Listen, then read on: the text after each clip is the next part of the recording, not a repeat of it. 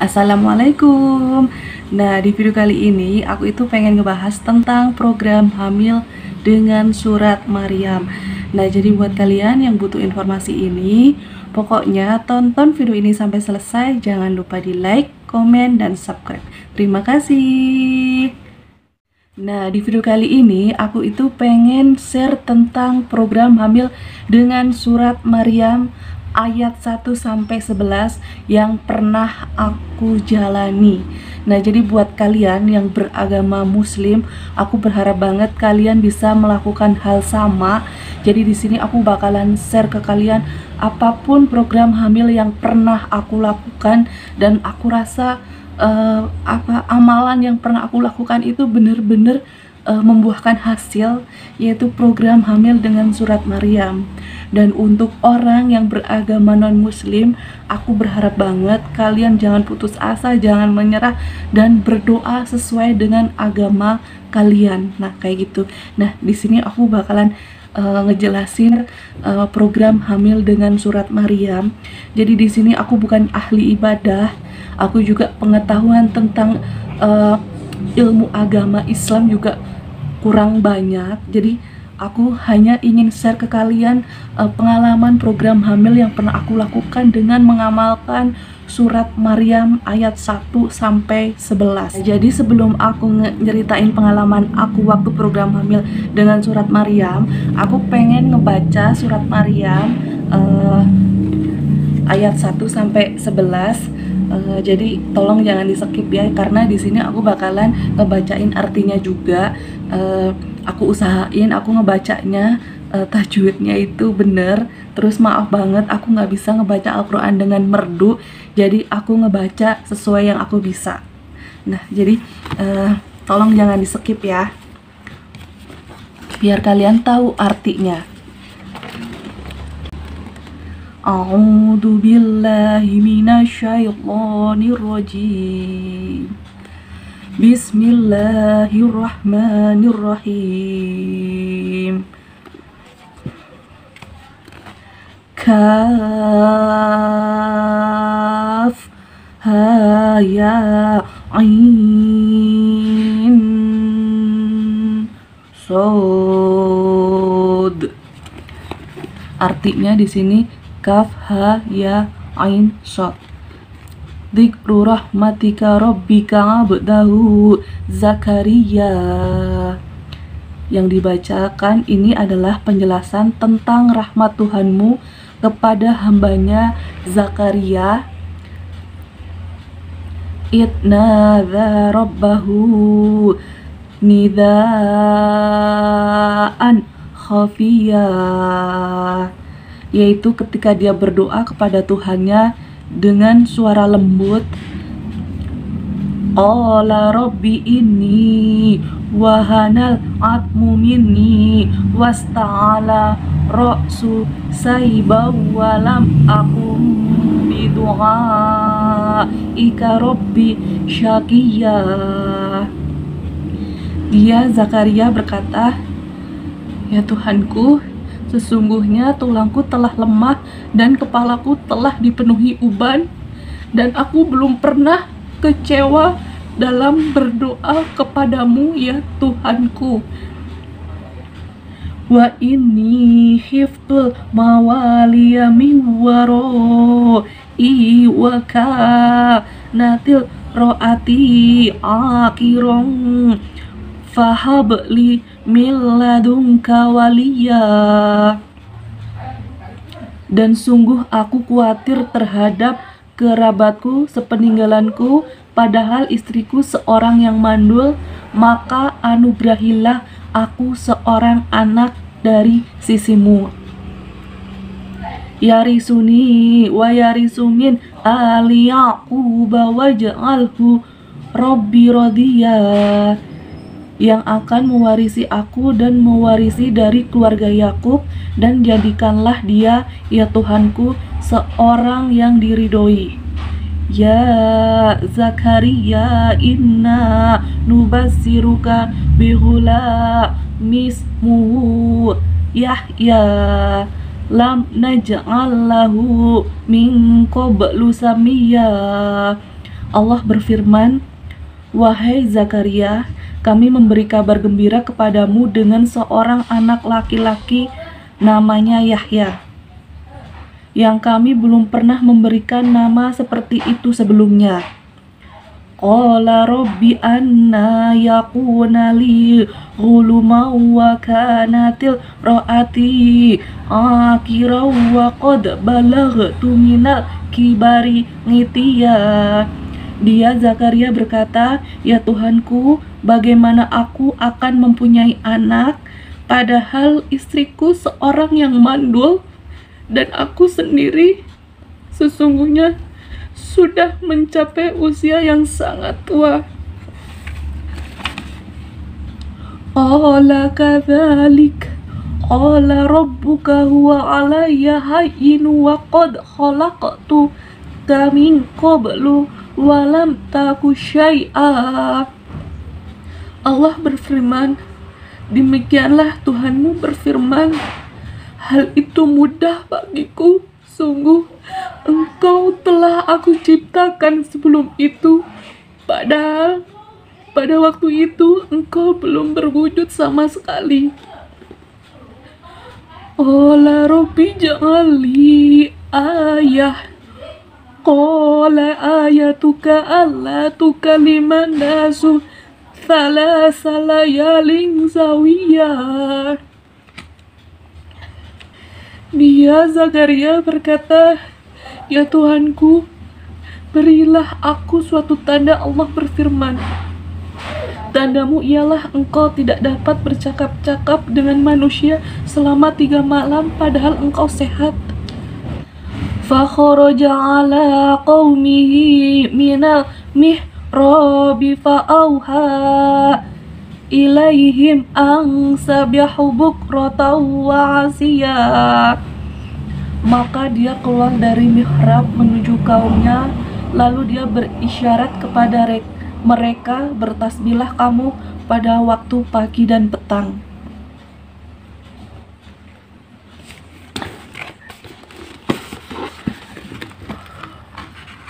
Maaf banget ya, aku bener-bener kalau ngebaca surat Maryam ini dan aku baca artinya, aku tuh bener-bener gak kuat. Dan aku tuh ngejalanin program hamil dengan surat Maryam itu, dan aku ngerasa Allah mengijabah. Aku dikaruniai seorang anak bintang, sekarang ada di belakang, dia lagi tidur. Jadi gini ya, aku tuh nangis pas lagi baca. Yang paling aku bikin nangis itu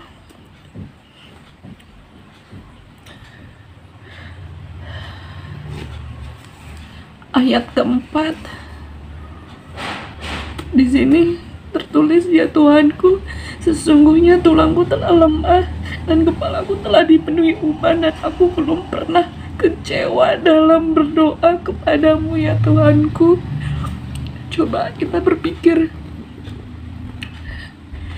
yang lagi ikhtiar sekarang ya. Coba kembali ke diri kalian. Doa kalian itu udah sekusyuk apa? Ibadah kalian udah sekusyuk apa? Terus kalian udah melakukan ikhtiar apa? Nah, di sini tuh benar-benar ayat keempat surat Maryam. Di sini tuh benar-benar aku nggak tahan. Zaman aku lagi promil, aku tuh kalau baca ini pun aku tuh nangis. Dan di sini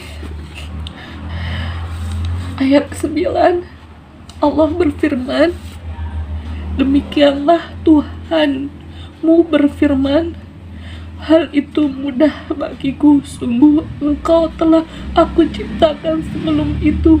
Padahal pada waktu itu engkau belum berwujud sama sekali." Nah, jadi di sini ada yang gak mungkin. Untuk kalian yang lagi ikhtiar soal anak, aku tuh berharap banget kalian itu jangan putus asa. Kalian tetap berdoa pasrah, tetap bahagia, dan jangan stres. Itu yang aku pengen sampaikan ke kalian. Jadi di sini untuk kalian yang lagi program hamil, kita belajar dari surat ini.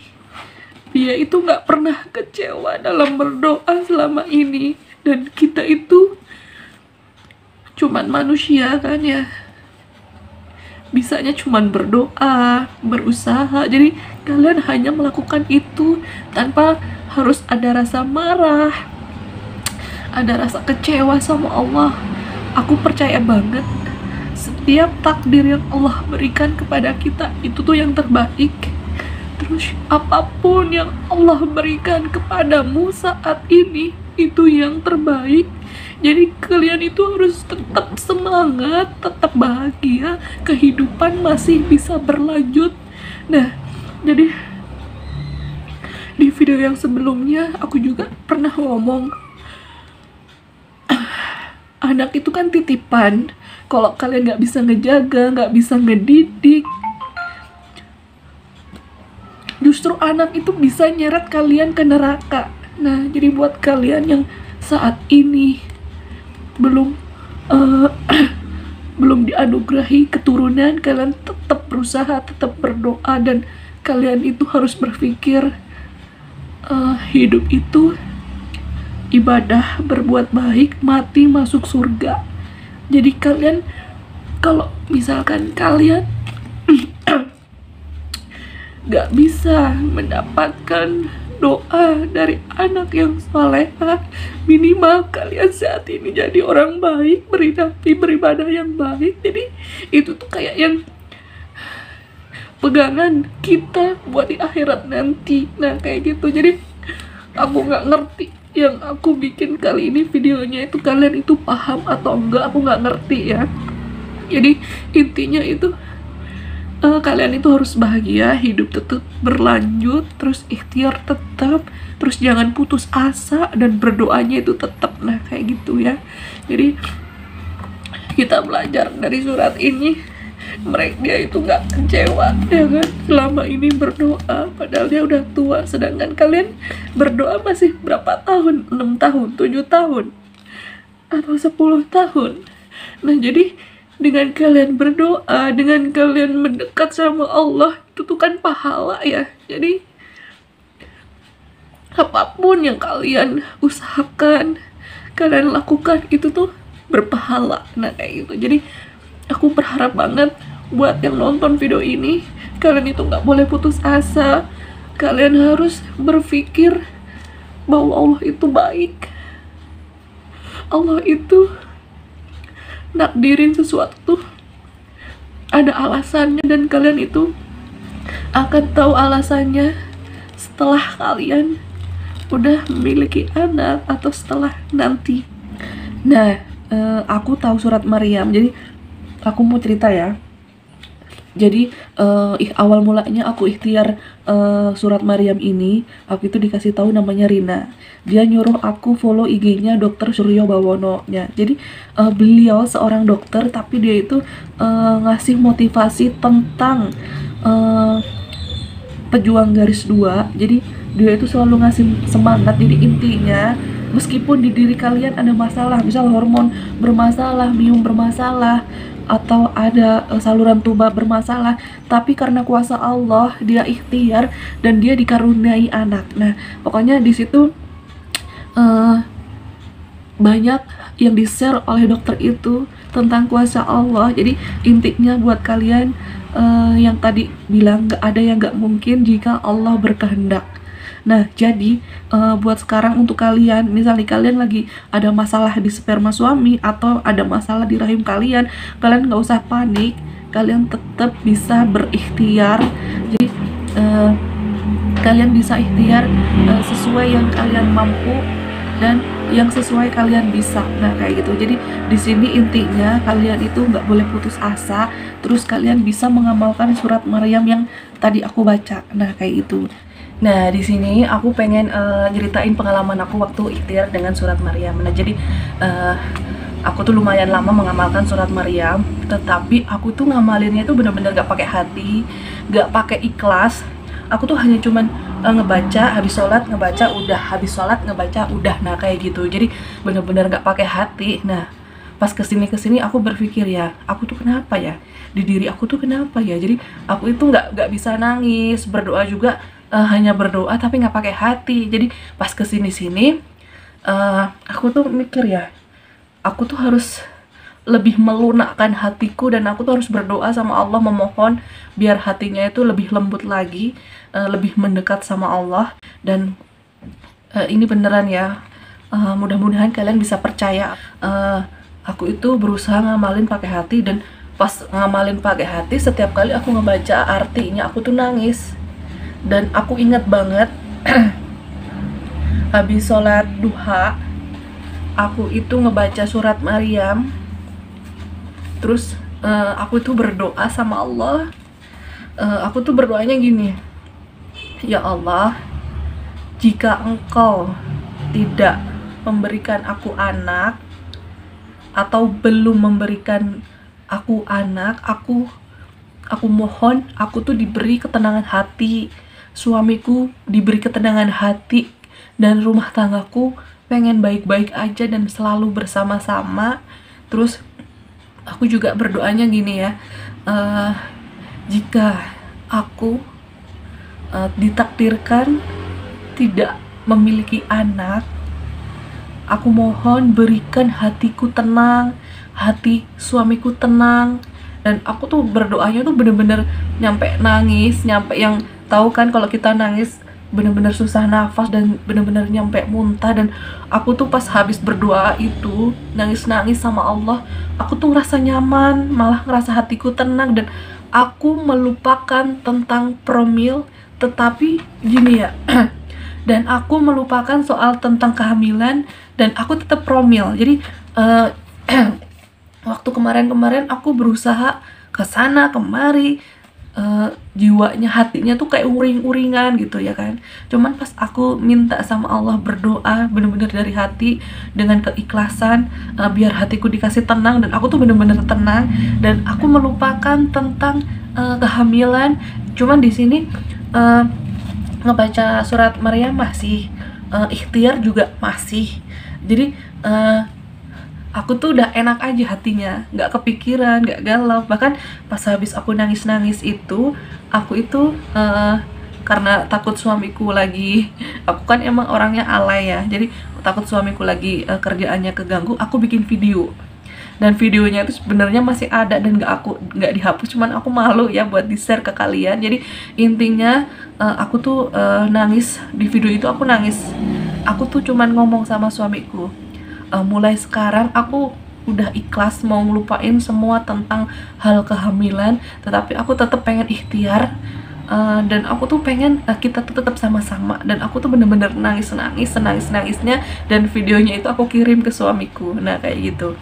Nah, percaya nggak percaya, 2 minggunya aku dinyatakan positif hamil. Nah kayak gitu. Nah jadi di sini perlu digarisbawahi juga ya, misalnya kalian ikhtiar dengan surat Maryam, tetapi kalian juga ikhtiar dengan medisnya, ngerti nggak?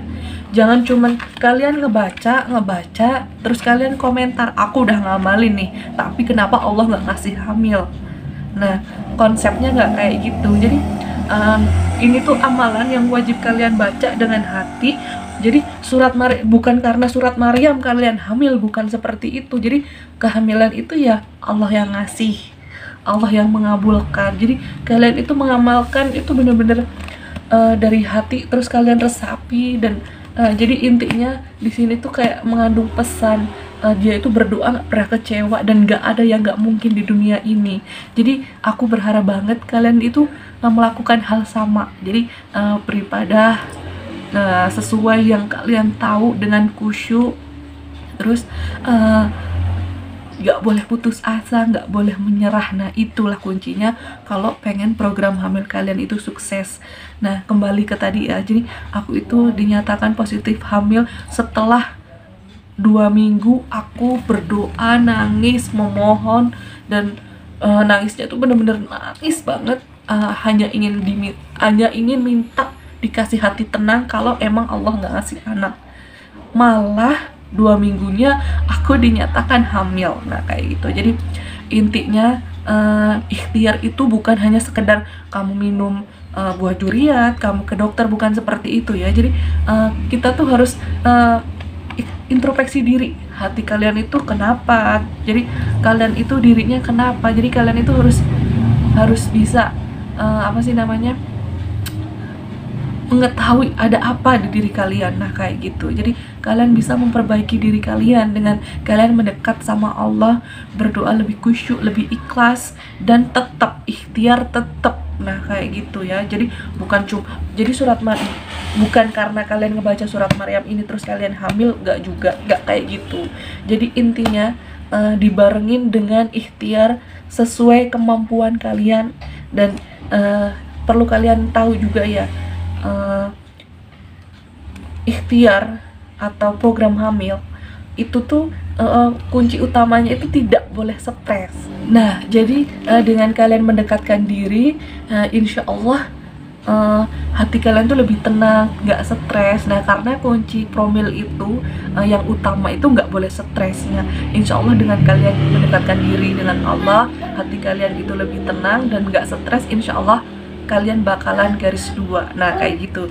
Nah berhubung si Bintang udah bangun, dia udah rewel, videonya aku udahin. Mudah-mudahan ada manfaatnya, mudah-mudahan kalian ngerti dengan video kali ini. Terima kasih udah nonton video ini sampai selesai. Jangan lupa di like, komen, dan subscribe. Terima kasih.